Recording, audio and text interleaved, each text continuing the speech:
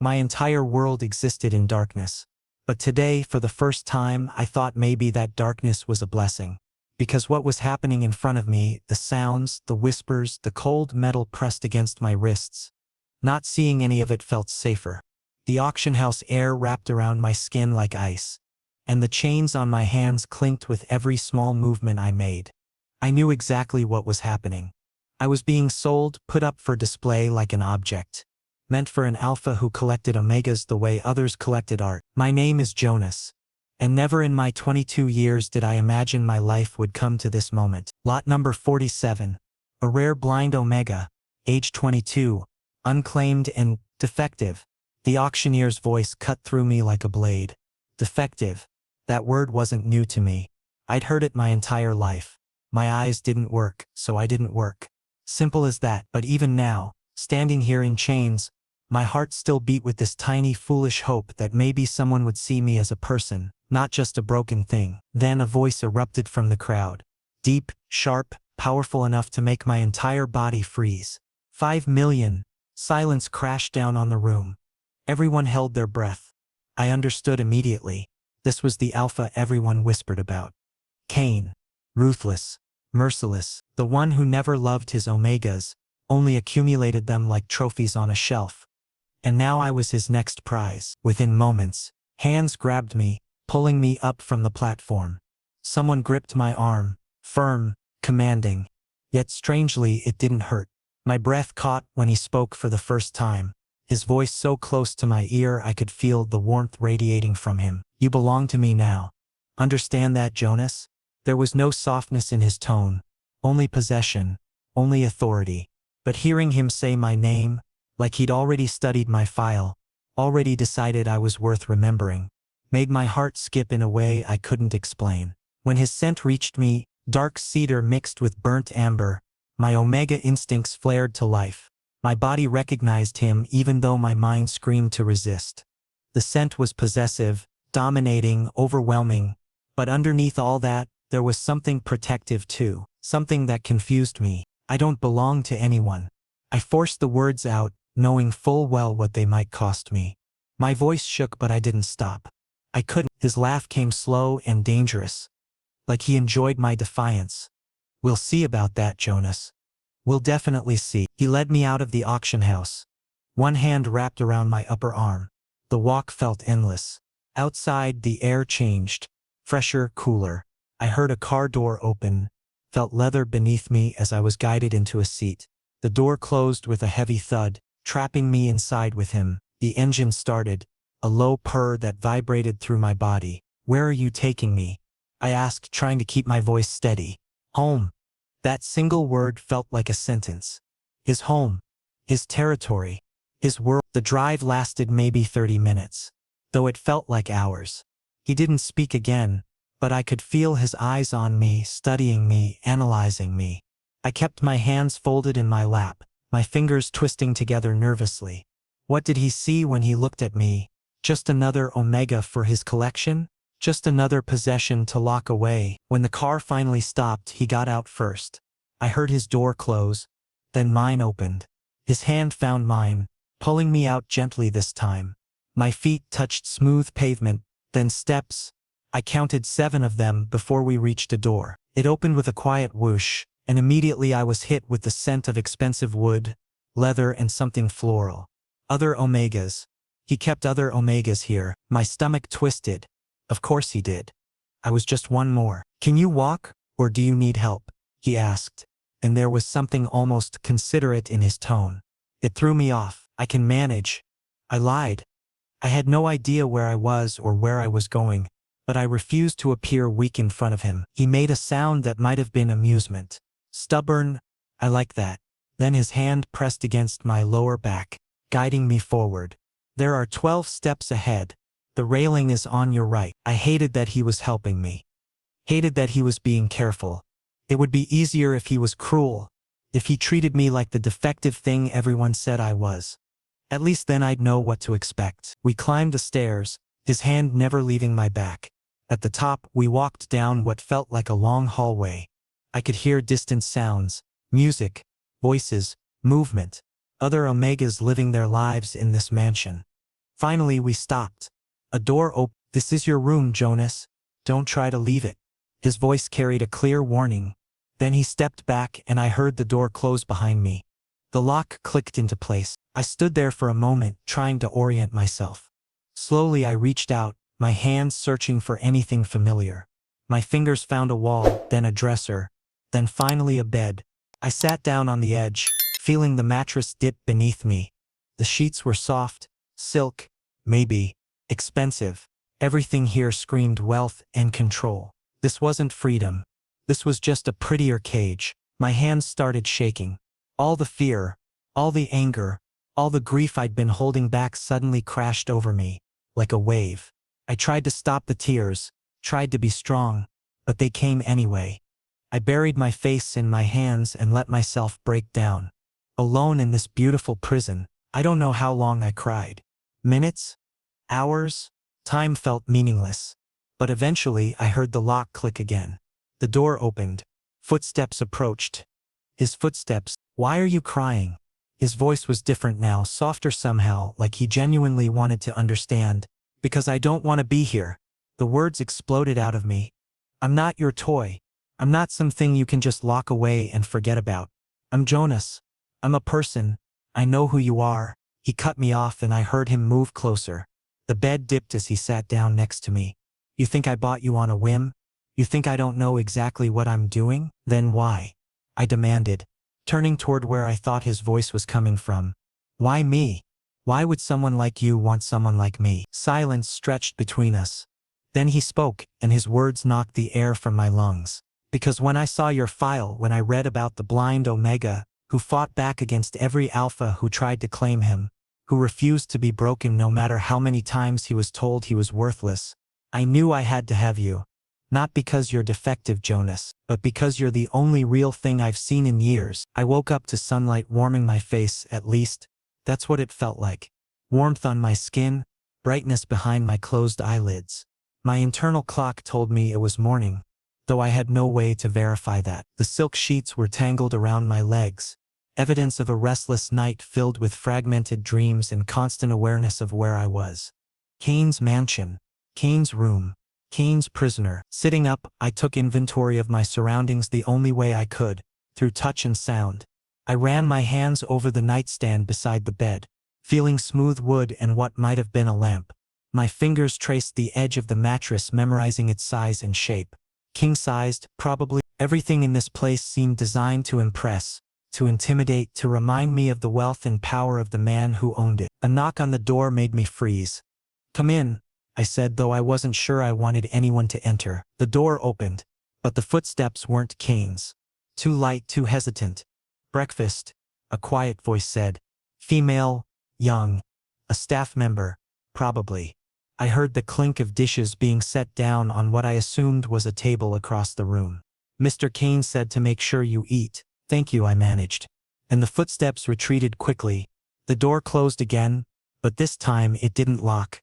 Interesting. I made my way toward the sound of where she'd placed the tray, counting my steps, using the bed as my anchor point. 5 steps forward, 2 to the left. My hands found the table, then the tray. I explored it carefully. A plate, utensils, a glass of what smelled like orange juice. The food was still warm. Eggs, maybe.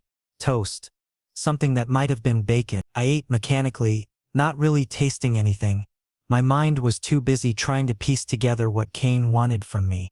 His words from last night echoed in my head. "You're the only real thing I've seen in years."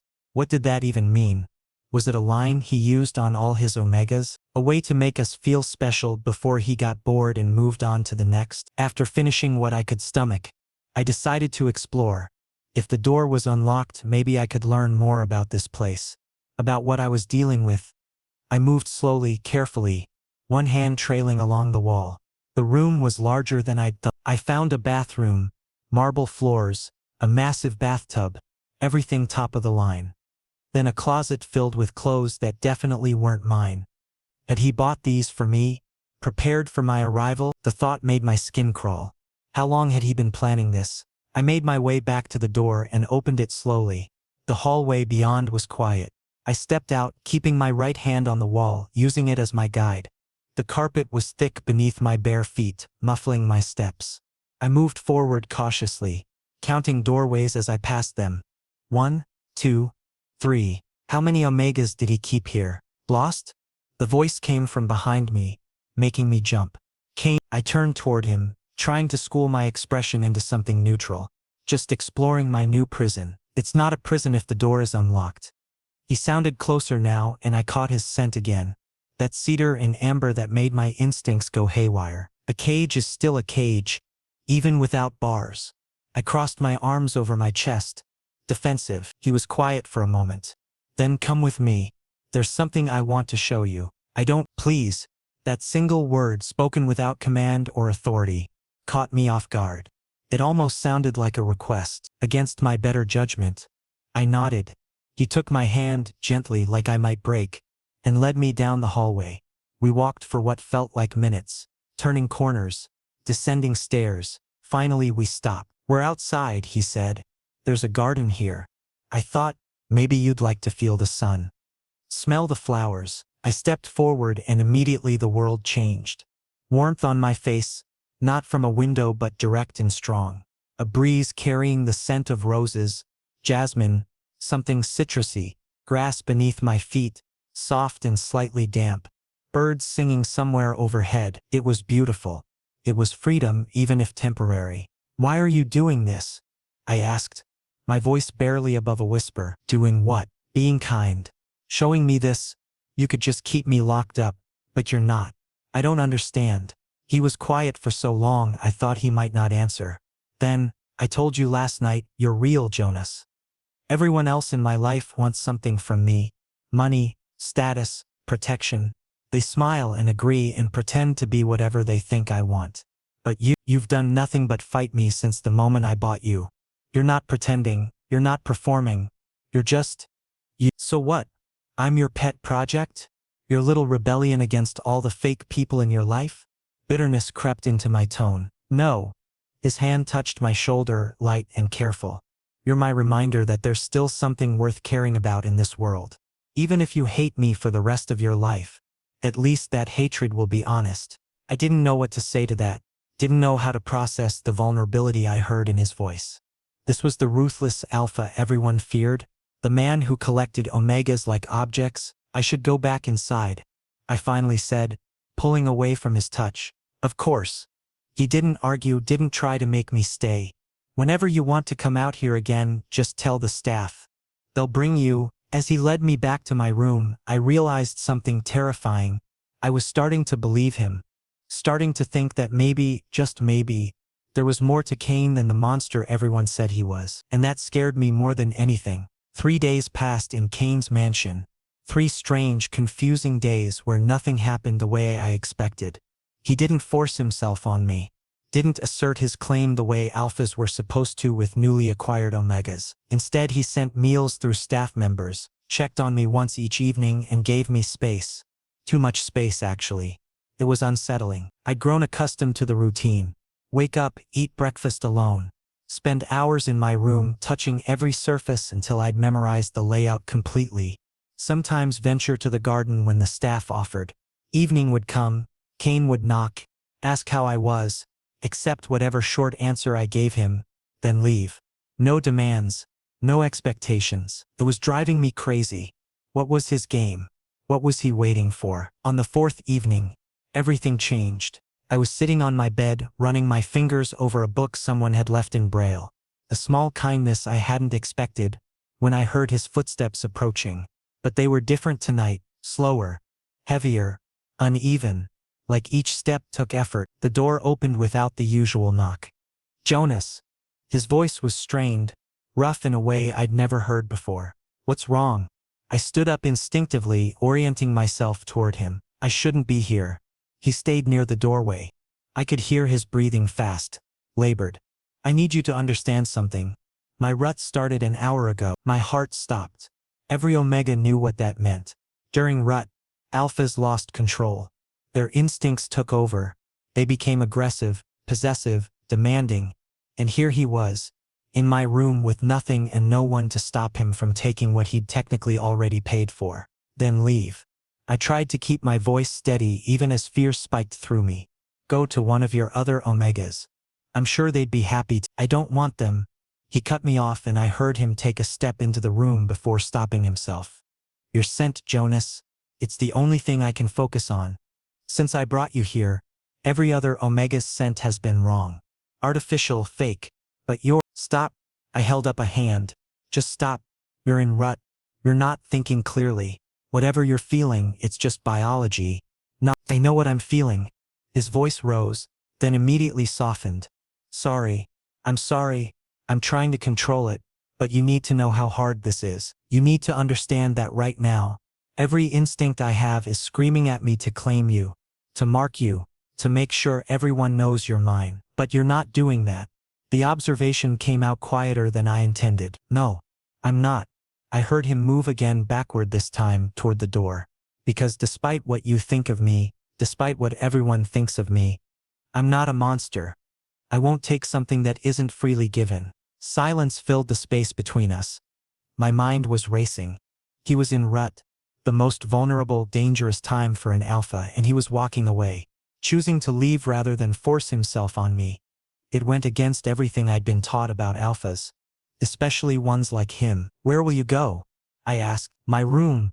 I'll lock myself in until it passes. The staff knows not to disturb me. His breathing was getting worse, more ragged. I needed you to know. Needed you to understand that I'm trying. Kane. I took a step toward him, then stopped. How long does your rut usually last? 3 days. Maybe 4. A pause. Why? Because you sound like you're barely holding on and we're only an hour in. I wrapped my arms around myself. What happens if you can't control it? What happens if your instincts win? They won't. But his voice shook with the effort of that promise. You don't know that. Nobody's that strong. I moved closer, following his scent.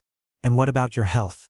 Alphas they need relief during rut, or it can damage them, can't it? I'll survive. He was right in front of me now. I could feel the heat radiating off his body, could hear his heart pounding. Jonas, you need to stop moving toward me. Please. I'm trying so hard, but what if I helped you? The words came out before I could stop them. What? He sounded shocked, disbelieving. Not everything. Not claiming or marking, but there are other ways to help an alpha through ruts. Aren't there? Things that don't require— I trailed off, heat flooding my cheeks. You don't have to do this. His hand found mine in the darkness, squeezing gently. You don't owe me anything. I know, but you could have just taken what you wanted tonight. You had every right technically. You bought me. I'm yours according to the law. I squeezed back, but you didn't. You respected me enough to walk away. So maybe I can respect you enough to help. Jonas, tell me what you need. My voice came out steadier than I felt. Not what your instincts want, but what you actually need to get through this safely. He was quiet for a long moment. Then so softly I almost missed it. Your scent, just being near you, breathing you in, it helps more than anything else. If you just sit with me, talk to me, help me remember I'm more than my biology. So that's what we did. I sat on the floor with my back against the bed, and he sat across from me, close enough that I could reach out and touch him if I wanted. Far enough that he couldn't accidentally grab me if he lost control. And we talked. He told me about his childhood, about the pressure to be perfect, to be ruthless, to never show weakness. I told him about growing up blind, about the foster homes that didn't want a defective Omega, about learning to navigate a world that saw me as broken. Hours passed. His breathing slowly evened out, the worst of the rut symptoms easing with my presence alone. At some point my hand found his, and he held it like a lifeline. Thank you, he whispered as dawn light started creeping through the windows. Light I couldn't see but somehow felt. Thank you for seeing past the monster. Maybe you were never a monster at all, I replied. Maybe you were just lonely. And in that moment something between us shifted, changed, became something neither of us had words for yet. The morning after helping Kane through the first night of his rut, I woke with a strange sense of purpose. For the first time since arriving at this mansion, I decided to leave my room on my own terms, without waiting for an escort or permission. My hand found the doorknob, turned it, and I stepped into the hallway with my heart pounding but my chin lifted high. The house was different during daytime.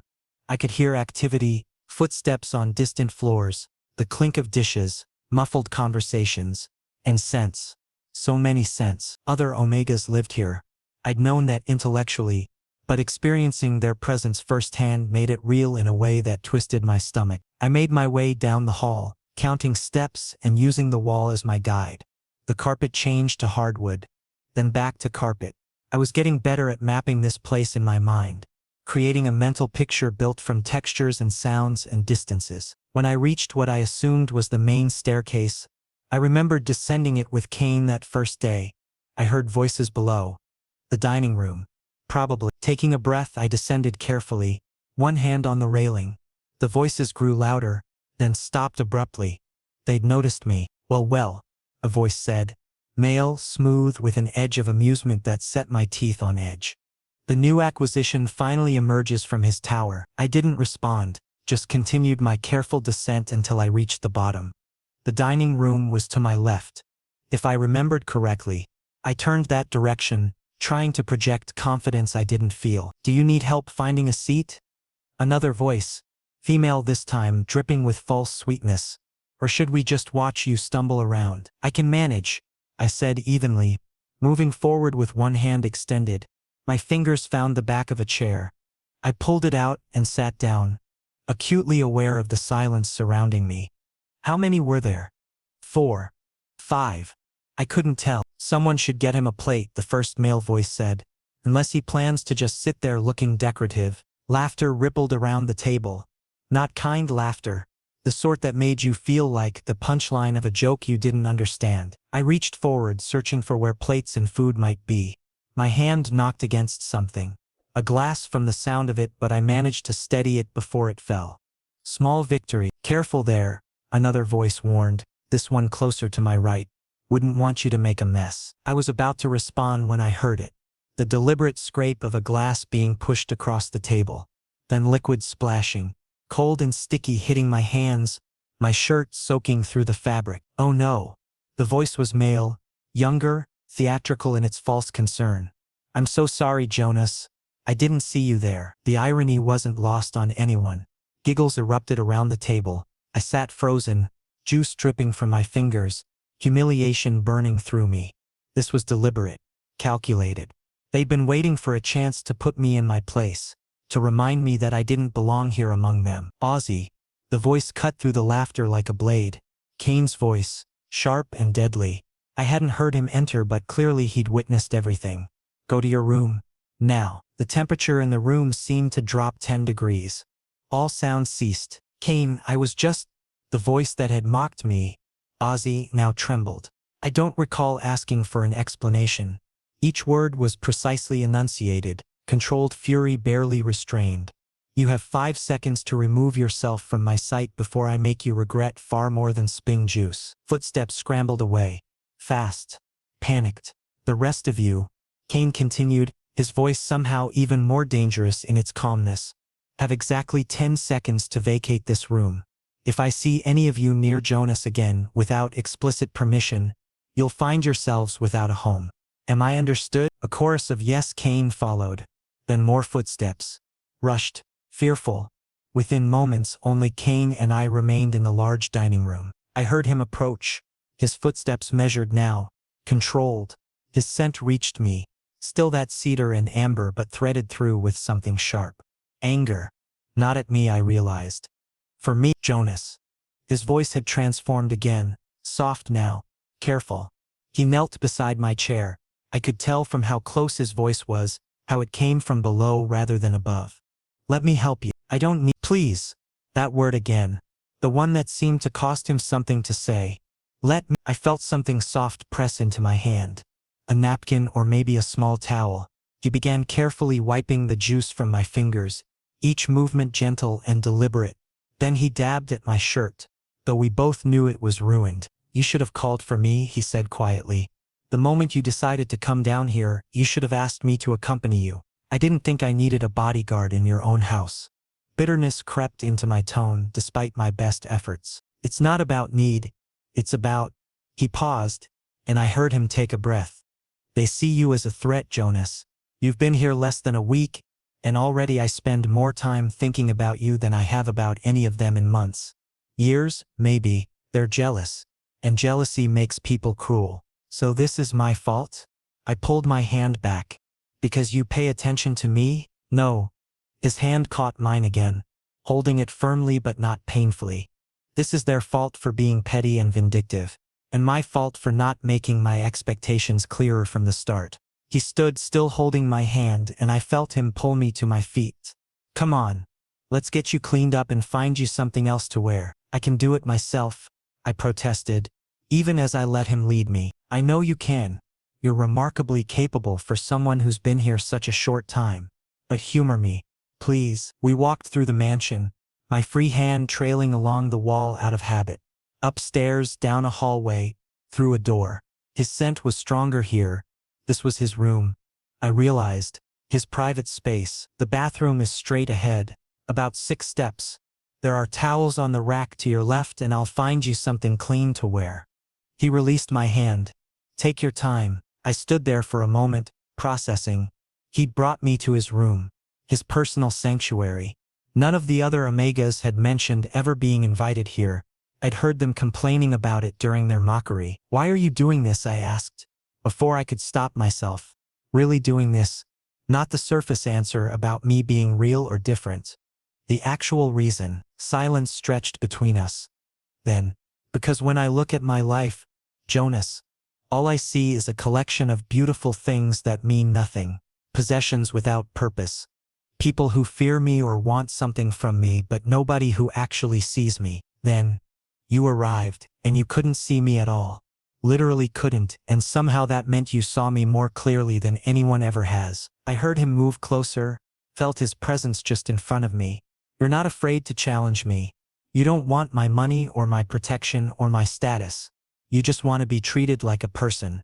And somehow, in fighting for your own humanity, you reminded me of mine. His voice dropped to barely a whisper. So yes, maybe I am obsessed. Maybe this is possessive and unhealthy and wrong. But you make me want to be better than the monster everyone believes I am. My breath caught. This wasn't a confession made to manipulate or control. This was raw honesty, vulnerable and exposed. What am I supposed to do with that? I asked, my voice shaking. Whatever you want. He stepped back, giving me space. That's the point, Jonas. You get to choose. Maybe that choice is to hate me, to leave, to spend the rest of your time here resenting every moment. Or maybe, he trailed off. Maybe what? Maybe you'll give me a chance to prove I can be more than what I was bought as. More than a collector of pretty things. Maybe you'll let me show you that this, whatever this is between us, is real. I stood there, juice-stained and trembling, facing a man I couldn't see but somehow understood better than anyone I'd ever known. Get me that clean shirt, I finally said. And then maybe we can talk about what comes next. I heard the smile in his voice when he answered. As you wish. 2 weeks had passed since the dining room incident. 2 weeks of a routine that should have felt comfortable but instead left me constantly on edge. Kane checked on me daily, sometimes multiple times, always respectful, always careful not to overstep. He'd assigned a personal attendant to me, a quiet woman named Sarah, who helped me navigate the house and never ask uncomfortable questions. The other Omegas kept their distance, shooting what I imagined were hateful glares my way but never directly confronting me again. It was all very civilized, very controlled, and it was driving me absolutely insane. Because somewhere in those 2 weeks I'd started to crave Kane's presence in a way that terrified me. I'd listen for his footsteps in the hallway, my heart rate picking up when I recognized his particular gait. I'd catch his scent lingering in rooms he'd recently vacated, and find myself breathing deeper, trying to hold on to it. When he spoke to me, I'd find excuses to keep the conversation going, asking questions I didn't really need answers to just to hear his voice a little longer. I was falling for him. For my captor. For the alpha who'd bought me like property. The realization hit me one evening as I sat in the garden. My garden as I'd come to think of it, since Kane had declared it off limits to the other Omegas. I was running my fingers over rose petals, feeling their velvet softness, when the truth crashed over me like a wave. I couldn't do this. Couldn't let myself feel this way. It was too dangerous, too foolish. What happened when he got bored? When the novelty of my defiance wore off and I became just another possession in his collection, I'd seen how easily he dismissed the other Omegas, how little they meant to him despite living under his roof. What made me think I'd be any different in the long run? That night, after Sarah had helped me prepare for bed and left, I made my decision. I had to leave. Had to get out before I fell so deep I couldn't climb back out. I didn't have a plan, didn't know where I'd go or how I'd survive. But staying felt more dangerous than fleeing into the unknown. I waited until the house fell silent, until even the distant sounds of movement ceased. Then I dressed in the darkest clothes I could find by touch, slipped out of my room and began making my way toward where I remembered the main staircase being. Every step felt like a betrayal. Of what? I wasn't sure. Of Cain? Of myself? Of this strange connection we'd been building? But I forced myself forward, counting steps, trailing my hand along the wall, moving as quietly as possible. I made it to the stairs, started descending, one careful step at a time. 12 steps down. I remembered. Just 12 steps and then I'd figure out how to find a door, any door that led outside, running away in the middle of the night. The voice came from below me, calm and unsurprised. Cain. I wondered when you'd try this. I froze, my hand gripping the railing. You were waiting for me? I've been waiting every night since the garden incident. I heard him shift, probably leaning against something. You think I don't notice the way you tense when I enter a room? The way you've stopped arguing with me as much? You're scared, Jonas, not of me hurting you physically, but of something else entirely. You don't know what I'm feeling, I said, but my voice shook. Don't I? Footsteps ascending the stairs. He stopped a few steps below where I stood. You're feeling something you didn't expect to feel. Something that goes against every logical thought in your head. And it's terrifying because if you acknowledge it, if you let yourself believe it might be real, then losing it will destroy you. How did he know? How could he possibly know exactly what was tearing me apart? I can't stay here, I whispered. I can't keep doing this. Cain? This limbo where I don't know if I'm a guest or a prisoner, if what we have is real or just some game you're playing. It's killing me. Then leave. His voice was rough, pained. I won't stop you. I've never locked your door, never posted guards. You could have walked out any time in the past 2 weeks, but you haven't. Want to know why? Enlighten me, I said bitterly, because deep down you know the same thing I know. This connection between us, this thing we're both too afraid to name, it's the most genuine thing either of us has ever experienced. You've spent your whole life being told you're broken, being treated as less than whole. And I've spent mine surrounded by people who only see what I can give them, never who I actually am. Then we found each other and suddenly none of that mattered anymore. I heard him climb another step, bringing him closer. You see past my cruelty to the loneliness underneath. I see past your disability to the strength you've built because of it. We're both broken in ways that somehow fit together, and that's terrifying for both of us. Stop. My voice cracked. Just stop talking like you understand me. I do understand you. For the first time, I heard real emotion break through his controlled exterior. I understand because I feel the exact same fear. What if I'm not enough? What if once you know me, you realize I'm just the monster everyone says I am? What if I fail you the way I failed everyone else? Tears were streaming down my face now. You can't fail someone who was never yours to begin with. Is that what you think? Another step closer. That you're not mine? Jonas, you've been mine since the moment you told me you belonged to no one. You've been mine every time you challenged me. Every time you refused to back down. Every time you looked at me without actually looking at me and saw something worth saving. His hand found my cheek, wiping away tears I didn't realize I'd shed. I'm not going to chain you here. I'm not going to force you to stay.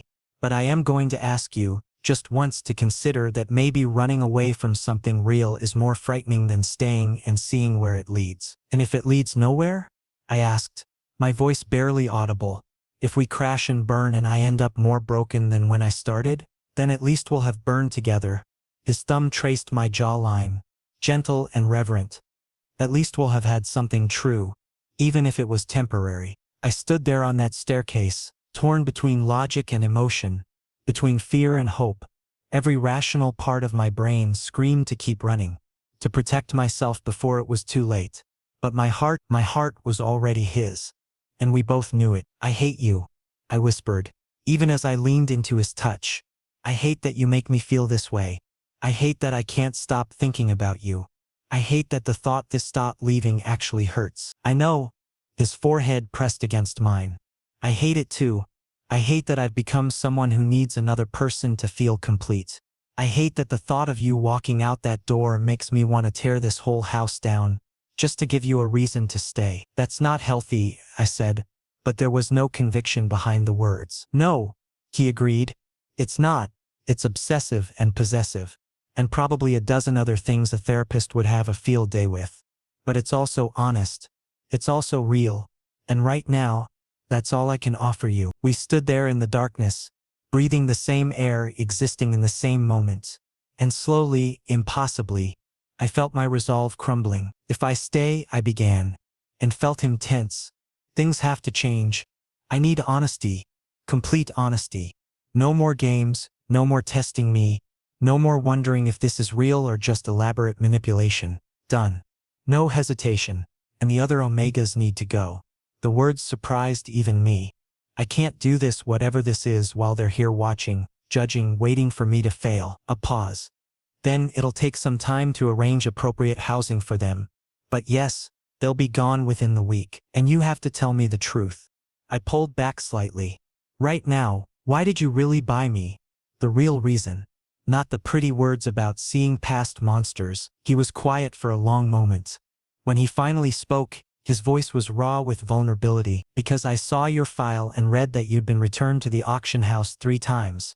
3 different alphas bought you, tried to break you into submission, failed, and sent you back labeled as defective and untrainable. And I thought, he paused, gathering himself, I thought anyone strong enough to survive that, to maintain their spirit through that much cruelty, was someone worth knowing, worth protecting, worth keeping safe, even from myself if necessary. The truth of it hit me like a physical blow. He hadn't bought me to possess me. He'd bought me to save me. You're an idiot, I said through my tears. Probably. I heard the smile in his voice. And I'm an idiot for staying. Definitely. I let him pull me into his arms then, let myself sink into his embrace, and admit what I'd been fighting for 2 weeks. Don't make me regret this, Kane. His lips found my forehead, pressing a kiss there that felt like a promise. I'll spend every day trying not to. The next 3 days were a whirlwind of change. True to his word, Kane arranged for his other Omegas to be relocated.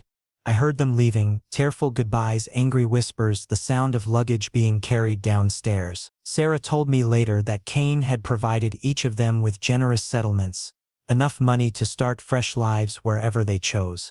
He'd even helped secure housing and job opportunities for those who wanted them. He's never done anything like this before, Sarah confided as she helped me dress one morning. In all the years I've worked here, he's never let anyone go willingly. They were terrified he'd just cast them out with nothing. But instead he's being almost kind about it. Almost kind, I repeated, a small smile tugging at my lips.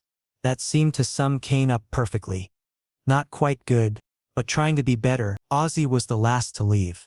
I happened to be in the hallway when Kane walked him out, and I heard their exchange. This is because of him, isn't it? Ozzy's voice was bitter but resigned. The blind one. His name is Jonas. Kane's tone left no room for argument. And yes, this is because of him. Because he deserves better than walking into a dining room and being treated like an intruder in his own home. His own home? Ozzy laughed, sharp and humorless. You're giving him the whole mansion now? If that's what it takes to make him comfortable, then yes. No hesitation. You all knew the rules when you agreed to live here. Respect or leave. You chose poorly. After Ozzy left, the house felt different. Emptier. Yes. But also peaceful. Like a tension I hadn't fully acknowledged had finally released.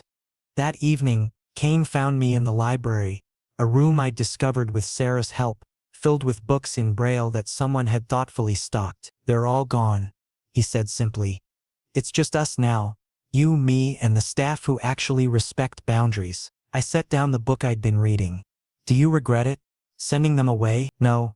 He moved closer, and I heard him settle into the chair beside mine. I regret not doing it sooner. I regret letting them make you feel unwelcome in a place that should have been a sanctuary. It's a big house for just 2 people, I observed. Then we'll fill it differently. His hand found mine, fingers intertwining, with things that matter, conversations, laughter, maybe eventually, a future. My heart stuttered at that word. Future. As if he was planning for one that included me long term. Kane, I need to ask you something, and I need complete honesty. Always. I took a breath, gathering courage. What happens when you get bored of me? When the novelty wears off and I'm just another Omega in your house, taking up space? That's not going to happen. He squeezed my hand. You can't know that. I pulled my hand back. You collected the others because they were beautiful or talented or perfect in some way. I'm none of those things. I'm blind, I'm ill. I argue with you constantly. What happens when those qualities stop being interesting and start being annoying? Jonas, no. Let me finish. I stood up, needing the movement to help organize my thoughts. I'm terrified of becoming another possession you'll eventually discard. I'm terrified of letting myself believe this is real, only to wake up one day and find out I was just a temporary fascination. I need to know what you actually want from me, beyond the pretty words about connection and understanding. Silence filled the library. Then I heard him stand, heard his footsteps approaching until he was right in front of me. What I want, he said, his voice low and intense, is to wake up every morning knowing you're still here. What I want is to hear you argue with me about everything from breakfast choices to TOEFL debates. Because your mind challenges mine in ways I didn't know I needed. What I want is to be the person you turn to when you're scared or hurt or angry, not because you have to, but because you trust me enough to let me in. His hands cupped my face, tilting it up toward him. What I want, Jonas, is to mark you, to bond with you, to make it absolutely clear to the entire world that you are mine and I am yours. Permanently and irrevocably, not as property, not as a possession, but as partners who chose each other despite every logical reason not to. I couldn't breathe. Marking, bonding, those were permanent, irreversible acts that tied alphas and omegas together for life. It wasn't something done lightly, wasn't something done on a whim. You can't mean that, I whispered.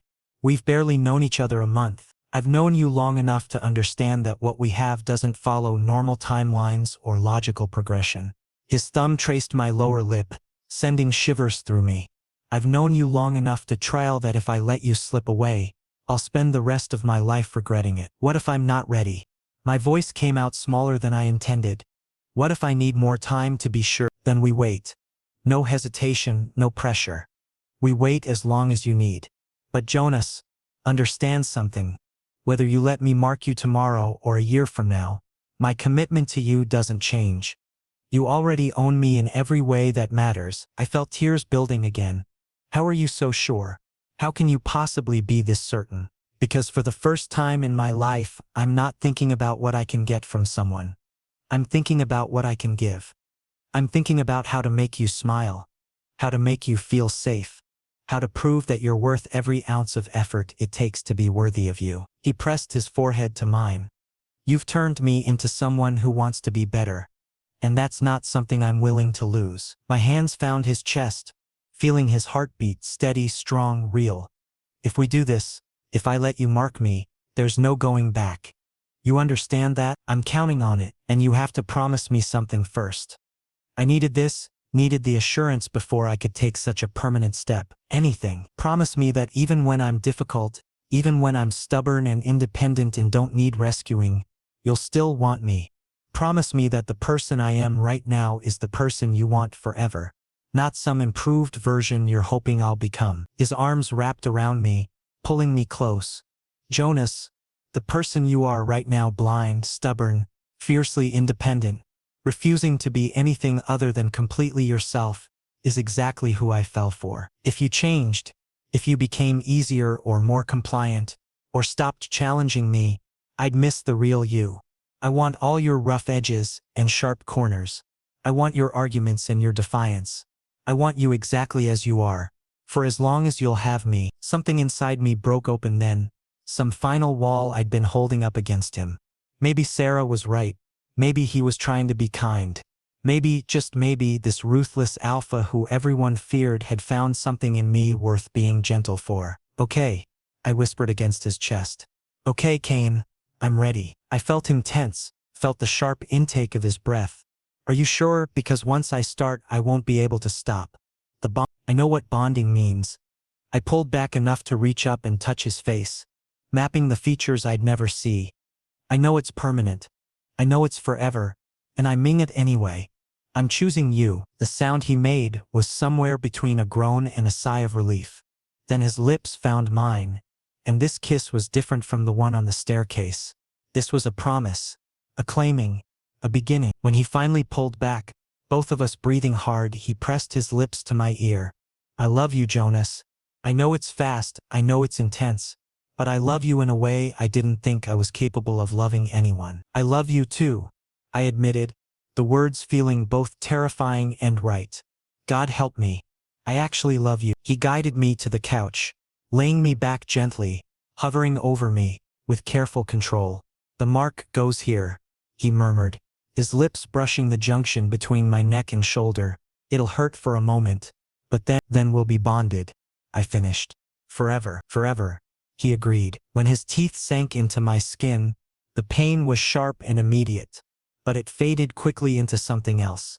A rush of sensation, of connection, of rightness.